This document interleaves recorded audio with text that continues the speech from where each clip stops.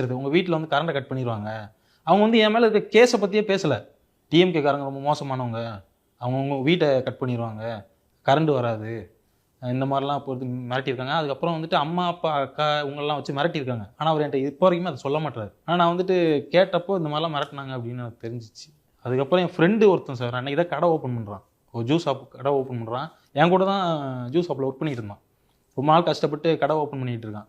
அங்கே போய் அவனை கூட்டிட்டு போயிட்டாங்க ஸ்டேஷனுக்கு கூட்டி போயிட்டு கண்ணை கட்டிட்டு அடிச்சிருக்காங்க சார். ஃப்ரெண்டை இவன் என்னோட ஃப்ரெண்டு. இன்னொருத்தன் வந்துட்டு ஒரு பெரிய மீடியாவில் ஹெச்ஆராக இருக்கான்.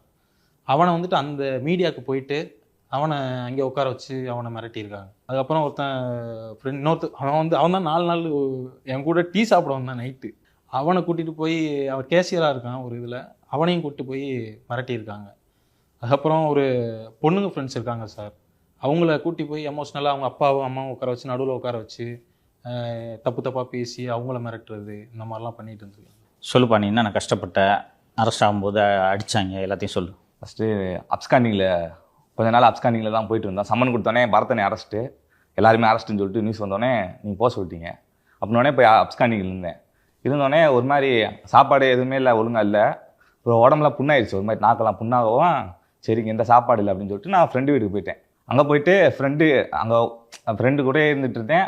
இதுக்கு நடுவில் தான் வந்துட்டு போய் என் ஃப்ரெண்டு எல்லாத்தையும் வந்து காரில் ஏற்றி கண்ணை கட்டி கூட்டு போயிட்டு அவன் எங்கே இருக்கான்னு சொல்லி. எங்கே இருந்தாங்க அவன் ஃப்ரெண்ட்ஸ் எல்லாம்? என் ஃப்ரெண்ட் தேனியில் ஒருத்தர் இருக்கான். தேனியில் இருக்காங்க. அவன் அப்புறம் இது கோயம்புத்தூரில் ஒருத்தன் படிக்கிறான். அவனை ஹாஸ்டல்லே போய் அவனை தூக்கிட்டு அவன் எங்கே இருக்கான்னு சொல்லுன்னு சொல்லிட்டு அவனை மிரட்டிருக்காங்க. இது மாதிரி நிறைய ஃப்ரெண்ட்ஸும் மிரட்டினாங்க. என்னென்ன எனக்கு வந்து நிறையா பேர் வந்து எங்கே என்ன ஆச்சுன்னா அப்படின்னு எனக்கு சொல்லலை. ஆனால் வந்து இவன்லாம் வந்து காரில் ஏற்றிட்டு போயிட்டாங்க. அவங்க அப்பா அம்மாவுக்கு யாருக்குமே தெரியாது. காரில் கூப்பிட்டு போயிட்டு அவனை எங்கே இருக்கான்னு சொல்லுன்னு சொல்லிட்டு மிரட்டிருக்காங்க. அவன் எனக்கு தெரியாது சார்னு சொல்லி சொல்லியிருக்கான். அதுக்கப்புறம் வந்துட்டு அவனை கொண்டு போய் மறுபடியும் வீட்டிலே விட்டாங்க. இதுக்கெல்லாம் எங்கள் அம்மாவை போயிட்டு வீட்டில் அப்பதான் என்ன வேலை செய்கிறாங்க? பஞ்சுமில்ல ஒர்க் பண்ணுறாங்க. தூங்கிட்டு அதாவது நைட்டு ஃபுல்லாக வேலைக்கு போயிட்டு காலைல தான் வந்து தூங்குவாங்க. போய் தூங்கினோடனே ஒரு டெய்லியும் 4 வாட்டி 5 வாட்டி போயிட்டு கதவை தட்டுறது. அம்மா எந்திரிங்கம்மா தொடங்கம்மான்னு சொல்லிட்டு எங்கள் அம்மா எந்திரிச்சு இன்னும் அப்படியே அதிர்ச்சியாக இருக்குது அப்படின்னு சொல்லிட்டு சொன்னாங்க. ஒரு நிமிஷம் தண்ணி ஊற்றி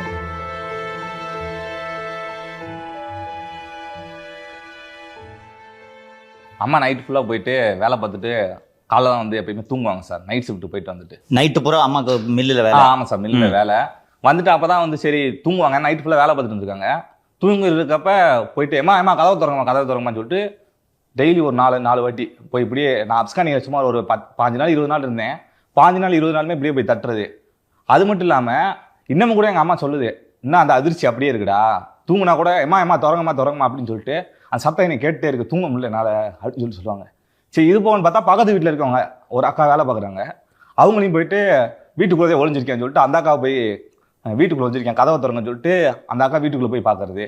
அந்த அக்கா ஃபோனவே வாங்கி வச்சுட்டாங்க. பக்கத்தில் தான் மெடிக்கலில் ஒர்க் பண்ணுறாங்க. ஃபோனை வாங்கி வச்சுட்டு அவன் கால் பண்ணுவானா என்னன்னு சொல்லிட்டு அப்படி உட்காந்து பார்த்துட்டு இருக்காரு.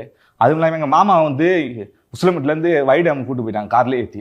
அவன் எங்கே இருக்கான் சொல்லு, இல்லைன்னா அவனை விட மாட்டான் அப்படின்னு சொல்லிட்டு என் தம்பியும் எங்கள் மாமாவையும் கூட்டு போயிட்டாங்க. அப்புறம் அவங்களுக்கு தெரியல அப்படின்னு சொன்னோடனே மறுபடியும் வந்து விட்டாங்க.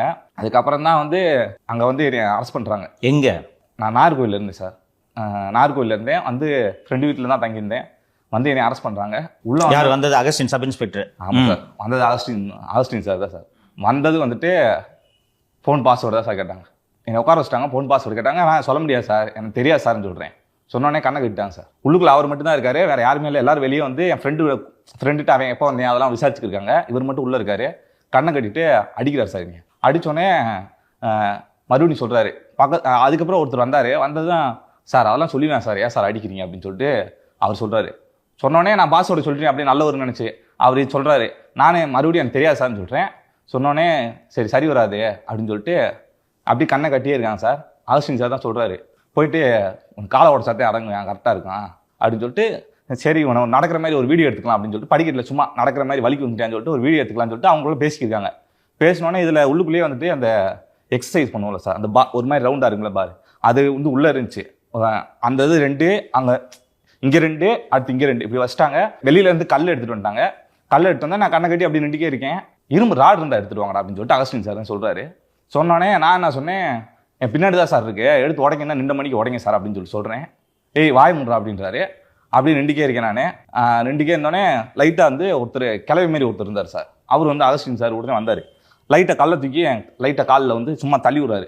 என்ன சார் ஒழுங்காக போடலையா அப்படின்னு சொல்கிறேன். சொன்னோடனே வந்துட்டு வாய் முறை அப்படின்னு சொன்னோடனே கொஞ்ச நேரம் அப்படி கண்ணை கட்டி நிற்க வச்சிருந்தாங்க சார். சார் உடைக்கிறனா உடைங்க சார், எவ்வளோ நேரம் சார் நின்றுக்கே இருக்காரு அப்படின்னு சொல்லிட்டு நான் முடிவு பண்ணிட்டேன், சரி காலை உடைக்க போகிறாங்க அப்படின்னு சொல்லிட்டு. அதுக்கப்புறம் பாஸ்வேர்டு கேட்டாங்க சார். எனக்கு தெரியாதுன்னு சொல்லிட்டேன். அதுக்கு இடையில வந்து அகஸ்டின் சாருக்கு ஒரு ஃபோன் கால் வந்துச்சு.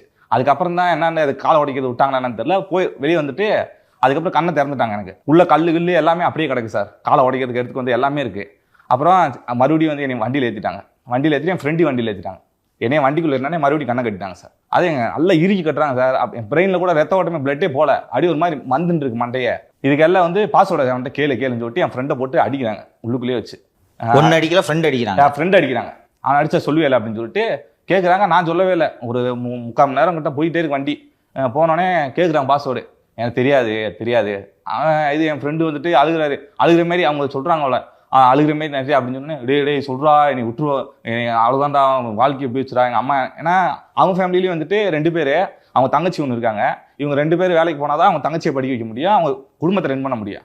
அப்படி இருக்கப்ப கூட்டு உனையும் ரிமாண்ட் பண்ணிடணும் அப்படின்னு சொல்லிட்டாங்க. சொன்னோடனே வந்துட்டு ஒரு மாதிரி பயந்துட்டு சொல்கிறா பாஸ்வேர்டு சொல்கிறான்னு சொன்னேன். நான் அப்பையும் சரி சொல்லலை, எப்படி எனக்கு தெரியும் எதுவும் பண்ண மாட்டாங்க, இறக்கி விட்ருவாங்க நான் நினச்சேன். அப்புறமும் போயிட்டே இருந்துச்சு. ஒரு கட்டத்தில் சரி எதுக்கு தேவையில்லாத ஃபோனுக்குள்ளே எப்படி ஒன்றும் இல்லை, சரி சொல்லிடுவோம் அப்படின்னு சொல்லிட்டு நான் சொல்லிட்டேன். சொன்னதுக்கப்புறம் அவரை இறக்கி விட்டாங்க. இறக்கி விட்டு அப்படியே அவர் போயிட்டாரு.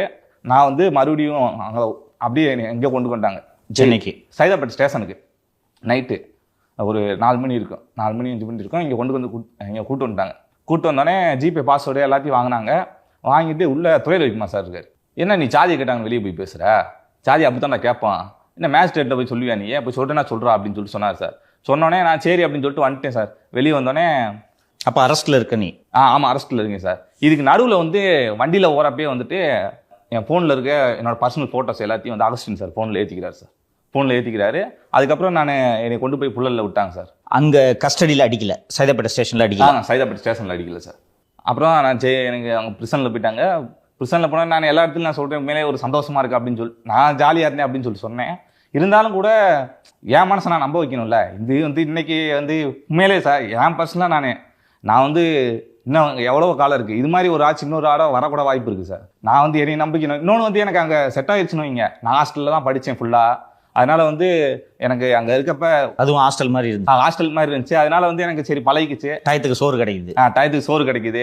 வெளியில மாதிரி வந்து எதுவும் நம்ம கல்ச்சர் வரல, புண்ணு வரல வாயில. அந்த சோறுக்கு ரொம்ப கேவலமாக தான் இருந்துச்சு. இருந்தாலும் பசிக்கு ஆடுற மாதிரி இருந்துச்சு.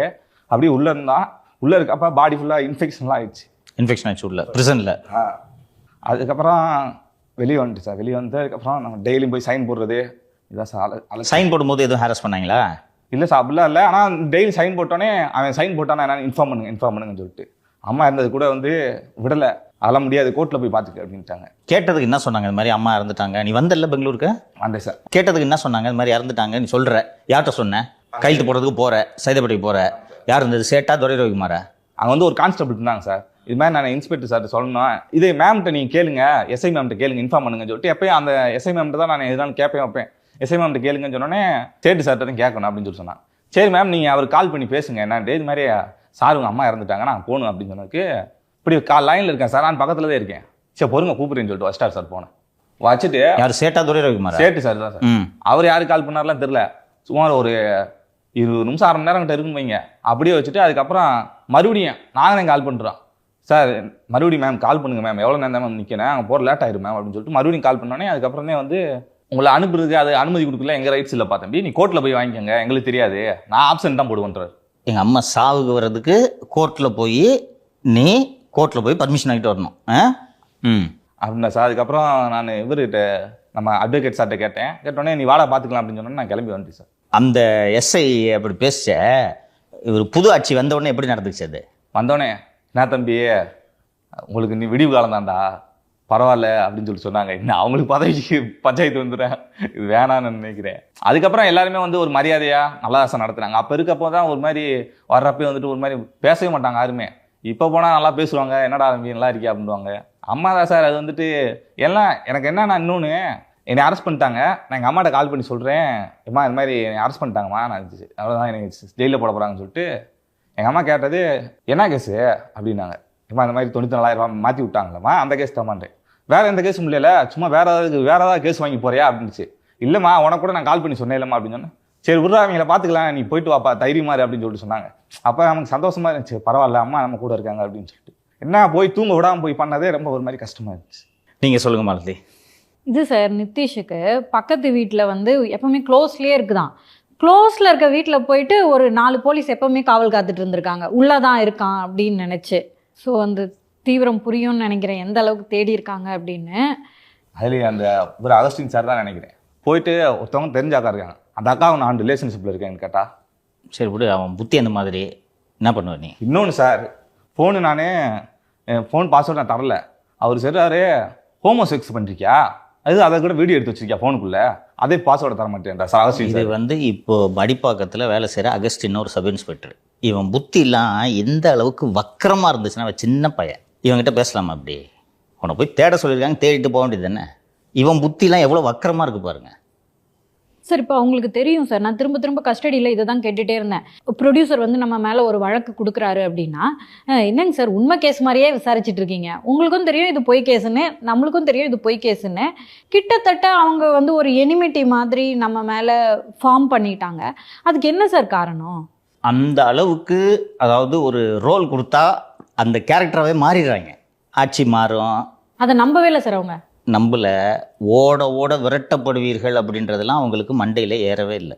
சில ஆஃபீஸர்ஸ் இருக்காங்க, இப்போ அகஸ்டினை சொன்ன அப்படி அந்த சேட்டு துரை ரவிக்குமார்லாம் இருக்காங்க. என்னை வந்து தமிழகம் முழுக்க பல்வேறு காவல் நிலையங்களில் என்னை காவல்துறை அதிகாரிகள் விசாரித்திருக்கிறார்கள், கைது செய்திருக்கிறார்கள். இந்த இப்போ நான் குறிப்பிட்ட இந்த சில்லற பசங்களை தவிர பெரும்பாலான காவல்துறை அதிகாரிகள் ப்ரொஃபஷனலாக நடந்துக்குவாங்க. சார் உங்களுக்கு தெரியும் யார் இது சொல்லி நடக்குதுன்னு அப்படின்னா, நானும் சரி சார் அப்படின்றேன். எனக்கு இப்போ அவங்க மேலெல்லாம் இன்றைக்கி பார்த்தேன்னா மகிழ்ச்சியாக என்னால் அவர்களோடு உரையாட முடியும். ஈவனையெல்லாம் சும்மாவே விடக்கூடாதுன்னு தோணுது. இவங்கெல்லாம் என்னன்னா, அந்த ராஜாவுக்கு மிஞ்சிய ராஜ விசுவாசம் அப்படின்வாங்க, more loyal than the king himself அப்படின்னு ஆங்கிலத்தில் சொல்லுவாங்க. அது போல் அருண் சொன்னதை விட 2 பங்கு பண்ணணும் அப்படின்றத நீங்கள் சொல்லுங்கள். நீங்கள் இப்போ நீங்கள் என்னென்ன கஷ்டத்தை ஃபேஸ் பண்ணீங்க, கிட்டத்தட்ட 2.5 வருடங்களாக நீ தம்பிலாம் கூட பின்னாடி தான் வந்தான், நீங்கள் 2.5 வருடங்களாக பல்வேறு சிரமங்களை சந்தித்து கொண்டு இருக்கிறீர்கள், சொல்லுங்கள். பொதுவாக எனக்கு புலம்புறதுக்கு பிடிக்காது சார். பரவாயில்ல புலம்புங்க, கடைசி ஷோ இது, புலம்புங்க. புலம்புறதுக்கு தான் இந்த ஷோவே. இப்போ இது புலம்பல் அரட்டை. புலம்பல் அரட்டை, அரசியல் அரட்டை இல்லை, புலம்பல் அரட்டை, கரெக்டாக வச்சான் பேர். மெயின் காரணம் நம்ம வந்து ஒரு வீக்காக காட்டிக்கிறதுக்கு எனக்கு பிடிக்காது. Malathi, we are not weak, please understand. இன்னைக்கு எந்திரிச்சு தெம்பா வந்து இங்கே நிற்கிறோம். அருண் தான் ஒளிஞ்சிட்டு இருக்காரு. ஸ்டாலின் வீட்டை விட்டு வெளியில் வர முடியல, புரியுதுங்களா? நம்ம இன்னைக்கு உட்காந்து துணிச்சலாக மக்களை ஃபேஸ் பண்ணுறோம். அவங்க எங்கே உட்காந்துட்டு இருக்காங்க? சார் கல்யாண வீட்டுக்கு போயிட்டு அப்பாவை வந்து சட்டசபையில் தேடாதீங்க, என் மக்கள் மனசில் தேடுங்கன்றாரு. சட்டசபைக்கு போக முடியாது, போகணுன்னா விசிட்டர் பாஸ் வாங்கிட்டு தானே போகணும். சொல்லுங்கள், உன் பையன் போகிறான், ஆற்றாமையின் வெளிப்பாடு அது. குத்திருக்கு, அப்பாவை காணான்னு விஜய் சொன்னது சுருக்குன்னு குத்திருக்கு அவருக்கு. அந்த வேதனையை தான் திருமண வீட்டில் போய் வெளிப்படுத்துகிறார். இந்த அரசியல் அட்டை இல்லைன்னு சொல்கிறேன், இருந்தாலும் கொஞ்சோண்டு அரசியல் இந்த நேரத்தில் சொல்லிக்கிறேன். நான் கல்யாண வீட்டில் போய் புலம்புற ஒரே கரகாட்ட கோஷ்டி திமுக தான். இந்த கல்ச்சரை ஆரம்பித்து வச்சதே இவங்க தான் தம்பி. கம்யூனிஸ்டுகள் தலைமையில் திருமணங்கள் நடக்கும். அங்கே போயிட்டு கரெக்டாக கம்யூனிஸ்டுகள் என்ன பேசுவாங்கன்னா, 2 பேரும் சம உரிமை இருக்குது, ஆண் பெண்ணுலாம் பாரபட்சமின்றி நீங்கள் வாழ்க்கையை நடத்த வேண்டும், இந்த சமூகத்துக்கு உதாரண தம்பதியினராக நீங்கள் வாழ வேண்டும்னு தான் கம்யூனிஸ்டுகள் தலைமையில் நடக்கக்கூடிய திருமணங்களில் பேசுவாங்க. இந்த திராவிட முன்னேற்ற கழக தலைவர்களின் தலைமையில் திருமணம் நடந்தால் எச்சரிக்கிறேன், இது இறுதி எச்சரிக்கை, ஒழிக்காமல் விடமாட்டேன்னு எங்க எதிர்கட்சிக்காரங்கள. அதுக்கு கல்யாணம் ஆன பொண்ணு மாப்பிள்ளை என்னடா பண்ணுவாங்க, அவங்க எதுக்குடா இதெல்லாம் கேட்கணும் அப்படின்னா அவர்களுக்கு தெரியாது. இப்போ அங்கே அன்றைக்கி போனதும் ஒரு திருமணம். விஜய்க்கு பதில் சொல்லணும்னா வெளியில் போய் பத்திரிகையாளர் சந்திப்பு நடத்தி சொல்லியா, ஏதோ பெரிய மனுஷன் கல்யாணம் நடத்தி வையின்ட்டு பொண்ணு மாப்பிள்ளை 2 பேரும் கூப்பிட்டா, விஜய் அவர்களே என்னை சட்டசபையில் தேடாதீங்க, நான் மகளிர் உரிமை தொகை கொடுக்கும் இடங்களிலெல்லாம் நான் இருக்கிறேன், நான் தான் முதலமைச்சராக இருக்கிறேன். நான் தான் முதலமைச்சர்.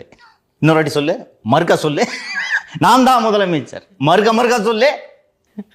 சரி கட்டியா பண்ணுங்க மாலதி. சந்தோஷமா இருக்கு மாலதி. எனக்கு உண்மையிலே ஸ்டாலின் அவர்கள் எந்த விதமான மனவேதனையில் இருப்பார் என்பதை என்னால் புரிந்து கொள்ள முடிகிறது. இந்த வீட்டில் வயசானவங்க ஏதாவது ஒரு கருத்து சொல்லுவாங்க, அப்போ வளர்ந்த பசங்க சும்மா இருப்பா அவனுக்கு ஒன்றும் தெரியாதுன்னுவாங்கல்ல. அப்போ அந்த பெரியவங்களுக்கு வயசாயிடுச்சு நமக்கு பாரு, இப்படி நான் எனக்கு வயசு கம்மியாக இருந்தால் இப்படி பேசுவியா, நான் பார்த்து வளர்ந்த பைய, உனக்கு ஒன்றும் தெரியாதுன்னு சொல்கிற, ஒன்றும் தெரியாமையாடா உன்னை இவ்வளோ பெருசாக வளர்த்தேன் அப்படின்னு ஒரு ஆற்றாமை வரும் வயது முதிர்ந்தவர்களுக்கு. அந்த ஆற்றாமை அவர்கிட்ட இருக்குது. இதே அவர் எதிர்க்கட்சி தலைவராக இருந்தாருன்னா நட ஓட்ட தோரணை எல்லாம் தெம்பாக இருக்கும். இன்றைக்கி ஒன்றும் இல்லை, நீ அசம்பிளிக்குள்ளே போக முடியாதுல்ல, பையன் தானே எதிர்க்கட்சி தலைவர். அந்த ஆற்றாமையை நான் உணர்கிறேன், இது அவருக்கு வேணும்னு நினைக்கிறேன். அதுதான் நமது வெற்றி. போராட்டம் பண்ணிக்கிறப்ப போய் கூலி படம் பார்த்தார்ல, அவருக்குலாம் தேவைதான் சார். கரெக்டாக சொன்ன தம்பி, கரெக்டாக சொன்ன. செய்யலாமா அதை? அந்த தூய்மை பணியாளர்களை அச்சு வண்டியில் தூக்கி போடுறான் போலீஸு. கூலி படம் பார்த்துட்டு ரிவ்யூ போடுறீங்க நீங்கள். இன்றைக்கி நீங்கள் விஜய் ஆட்சியை சினிமா ஆட்சின்றீங்க. எவ்வளோ கொடூர மனசு இருந்துச்சுன்னா நீங்கள் போவீங்க கூலி படத்துக்கு? 12 நாளாக கக்கூஸ் போக முடியாமல் பிளாட்ஃபாரத்தில் உட்காந்துட்டு இருக்காங்க அவ்வளோ பெண்கள். அன்னைக்கு நைட்டு ஆப்ரேஷனு, போலீஸை விட்டு அவங்களெல்லாம் தூக்க சொல்லிட்டு கூலி படம் போகிறாருன்னா எவ்வளோ ஒரு ஆணவம் இருக்கணும். அதுக்கு தான் நீ வீட்டில் உட்காந்துருக்க. சொல்லுங்க மாலதி. ஸோ இன்னொன்று, நம்ம புலம்பும் போது பார்த்தீங்கன்னா போலீஸை இந்த மாதிரியான விஷயங்கள்லாம் எங்களுக்கு பண்ணியிருக்காங்க அப்படின்னு சொல்லும்போது போலீஸை பற்றின பயம் மேலும் மேலும் வந்து இன்னும் மக்கள் அது சுருக்க தானே சார் செய்யும். No Malathi, I differ with you. எல்லாருக்குமே போலீஸ்னா பயம். இன்னைக்கு நீங்கள் காவல்துறையின் அடக்குமுறைகளை நேரடியாக சந்தித்ததனால் உங்களுக்கு பயம் போய்விட்டது. இதே நீங்கள் இந்த அடக்குமுறைகளை எதிர்கொள்ளனா நீங்களும் தான் போலீஸை பார்த்து பயப்படுவீங்க. இன்னொன்று, தவறு செய்யலை, நம்ம பண்ணது ஜேர்னலிசம். இன்னைக்கு எப்படி பேசுகிறீங்க? ஜெயிலுக்கு போய்ட்டு வந்துட்டான், போலீஸ் அடி வாங்கிட்டான், இனிமேல் அவனை போலீஸ் பயப்படாது, இனிமேல் அவனை போலீஸ் பயமுறுத்த முடியாது. புரியுதுங்களா? உண்மைதானங்க பேசிகிட்டு இருந்தீங்க. எதிர்கொள்ளலாம். அதனால் இந்த காவல்துறை மீது நீங்கள் இப்போது இந்த விவரங்களை நீங்கள் மக்களிடம் எடுத்து சொல்லாவிட்டால் மட்டும் காவல்துறையை பார்த்து மக்களுக்கு அச்சம் போய்டும்னு நினைக்கிறீங்களா? அது இருக்க தான் செய்யும். நீங்கள் சொல்லுங்கள். எல்லாருமே ஜெயிலை பற்றி கேட்கும் போதெல்லாம் நல்லா தான் இருந்துச்சு, எனக்கு ஒரு லேடிஸ் ஹாஸ்டல் மாதிரி இருந்துச்சு, நல்ல அனுபவமாக இருந்துச்சு, அங்கேயும் நம்மள மாதிரி மக்கள் தானே இருக்காங்க, அதெல்லாம் ஒரு தடவை போய் பார்க்கணும் அப்படின்னு தான் நான் சொல்லிட்டு இருந்தேன். அப்போ எல்லாருமே எப்படி நீ இப்படி சொல்கிற, கஷ்டம் இல்லை கஷ்டம் இல்லைன்னு சொல்லிட்டு. கஷ்டம் இல்லாமலாம் இல்லை, கண்டிப்பாக ஒரு பெண்ணாக ஜெயிலுக்குள்ளே போயிருக்கும்போது கஷ்டமாக தானே இருந்திருக்கும். ஆனால் அதை விட வெளியில் அப்ஸ்கேண்டிங்கில் இருக்கும்போது அது ரொம்ப ரொம்ப கஷ்டமாக இருந்துச்சு. ஒரு பெண்ணாக எப்போல்லாம் நான் வெளியே போகிறேனோ ஃபஸ்ட்டு அப்ஸ்கேண்ட் ஆகும்போது பீரியட்ஸ் ஆகும், ஜெயிலுக்குள்ளே போகும்போது பீரியட்ஸ் ஆகும். ஸ்ட்ரெஸ்னால் ஆகுதா என்னன்னே தெரியாது. ஆனால் அதெல்லாம் நான் எதிர்கொண்டுட்டு வெளியே வந்துட்டேன். அதாவது எவ்வளோ கஷ்டம் இருந்துச்சுன்னு மனசுக்குள்ளே என்னால் எக்ஸ்ப்ரெஸ் பண்ணவே முடியலை. அது எக்ஸ்ப்ரெஸ் பண்ணால் கூட மக்களுக்கு புரியுமா அப்படின்னு எனக்கு தெரியலை. அம்மா இறந்தப்போ உங்களால் அந்த மரணத்துக்கு வர முடியல. நான் ஜெயிலில் மகன்ற அடிப்படையில் என்ன பரவலில் அனுப்பி வச்சுட்டாங்க.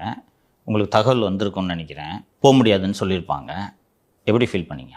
அன்னைக்கு மனு பொருட்களை எடுத்துகிட்டு வந்து என்கிட்ட கொடுத்துட்டு சொல்கிறாங்க, மேடம் இன்னைக்கு வந்து 2 மணிக்கு அந்த மாதிரி அம்மாவுடைய அந்த சுவாசம் கொடுத்துட்ருக்காங்க இல்லையா, அதை ரிமூவ் பண்ணிவிடுவாங்க, சார்கிட்ட சொல்லிவிடுவாங்க மேடம், அப்போ இன்னைக்கு கன்ஃபார்ம் அப்படின்னு சொல்லிட்டாங்க. அப்போ நான் கேட்குறேன், என்ன வெளியே எடுக்க முடியுமா பரோலுக்கு, நான் வந்து அங்கே பார்க்கணும் அப்படின்னும் போது இல்லை நீங்கள் வர முடியாது அப்படின்னு சொல்லிட்டாங்க. கஷ்டமாக இருந்தது. முன்னாடியே தகவல் வந்துருச்சு. அதுக்கப்புறமா அம்மா இறந்ததுக்கப்புறமும் என்னை கூப்பிட்டு ஜெயிலர் அம்மா சொல்கிறாங்க, மாலதி இந்த மாதிரி அவங்க அம்மா இறந்துட்டாங்க அப்படின்னு சொல்லிட்டு. கஷ்டமாக தான் இருக்கும். எது ஓட வச்சதுன்னே தெரியல. அம்மாவுக்கும் எனக்கும் என்ன வித்தியாசம் இருந்துட முடியும்? ஏஜு. அதை தாண்டி ஒரு கான்ஃபிடென்ட்டு இல்லை அவங்களுக்கு அப்படி சொல்கிறதா, இல்லை அவங்கள பார்த்து நான் கான்ஃபிடென்ட் ஆகிக்கணும் அப்படின்ற கட்டாயத்தில் இருந்தேன், ஸ்ட்ராங் ஆகிக்கணும். அம்மாவுக்கான மாதிரி நம்மளுக்கு ஆகிறதுக்கு 1 நிமிஷம் ஆகாது. ஏன்னா அவங்க வந்து நம்பணும், நடக்கும், ஒன்று நல்லது நடக்கும்னு. என் மனசில் என்ன இருந்துச்சு, நான் ஒரு பொண்ணாக இது உள்ள இந்த ஜேர்னலிசம் பண்ணணும், உங்களை சப்போர்ட் பண்ணணும். முதல்லலாம் நான் வந்து திமுக பற்றி நீங்கள் எதிர்த்து பேசும்போது எனக்கு கிட்டத்தட்ட ஒரு கோபம் கூட வரும். இவர் தேவையில்லாமல் பேசிக்கிட்டு இருக்காரு. ஏன்னா தமிழக மக்கள் வந்து இன்னைக்கு திமுக வந்து ஒரு தீய சக்தின்னு நம்புகிறாங்க. நம்பினதுனால தான் ஆட்சியை மாற்றிருக்காங்க. ஆனால் நான் நம்பினப்போ ஆட்சி நல்லா தான் நடந்துட்டுருக்குன்னு நான் நம்பினப்போ மக்களும் நம்பிக்கிட்டு தான் இருந்தாங்க. ஸோ நீங்கள் ரொம்ப ஏர்லியாக அந்த சிம்டம்ஸ் எல்லாம் கண்டுபிடிச்சி பேச ஆரம்பிச்சிட்டிங்க. உங்கள் மேலே எனக்கு கொஞ்சம் கோபம் கூட தான், ஏன்னா எதிர் திசையில் இருக்கும்போது. ஆனால் டுவர்ட்ஸ் எண்டெல்லாம் வந்து இது திமுக மோசமான கட்சி தான் அப்படின்னு நினைக்க வச்சுட்டாங்க. இது நான் ஏன் இதுக்குள்ளே வரணும்? இயற்கை எனக்கு இது கொடுத்த ரோலோ, நான் ஜேர்னலிசம் படித்து உங்களை நீங்கள் சொல்கிறதெல்லாம் உண்மைன்னு நம்பி மக்களுக்காக நிற்கணும் அப்படின்னு நினச்சி நானும் மற்றவங்கள மாதிரி ஒரு நார்மல்